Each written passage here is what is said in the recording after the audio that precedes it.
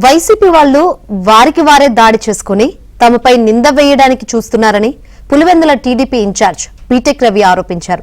స్వతంత్ర అభ్యర్థులుగా వైసీపీ వ్యక్తులే నామినేషన్ వేశారన్నారు. జగన్ తన బంధువులతో నామినేషన్ వేయించారన్నారు. జగన్ దగ్గర మెప్పు పొందడానికే అవినాష్ రెడ్డి గొడవలు సృష్టిస్తున్నారని విమర్శించారు.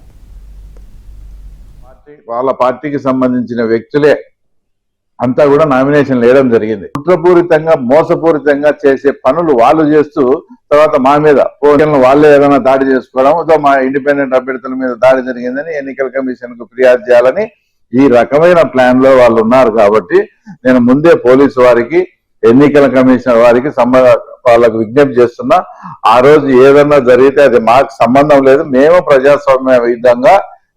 ప్రజాస్వామ్యబద్ధంగా పులివెందుల మండల ఓటర్లను ఎక్కడా డిస్టర్బ్ చేయకుండా మేము ప్రశాంతంగా ప్రచారం జరుపుకుంటా ఉన్నాం.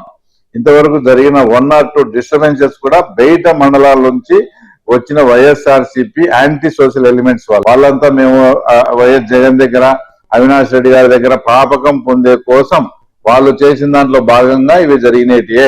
ఎలక్షన్ కమిషన్ వారికి, పోలీస్ యంత్రాంగానికి, అలాగే రెవెన్యూ యంత్రాంగానికి ఈ 2 విషయాలు, ఒకటి సాక్షి వాళ్ళను వాళ్ళే దాడి చేసుకొని దాని అంతా వాళ్ళ ఛానల్లో చూపించాలనే ప్రయత్నం, ఒకటి ఇండిపెండెంట్ గా అంతా వాళ్ళ మనుషుల్ని వేపించుకున్నారు కాబట్టి వాళ్ళ మీద దాడి చేసుకొని వాళ్ళంతకు వాళ్ళే అది మా మీద చిత్రీకరించాలని చూస్తారు.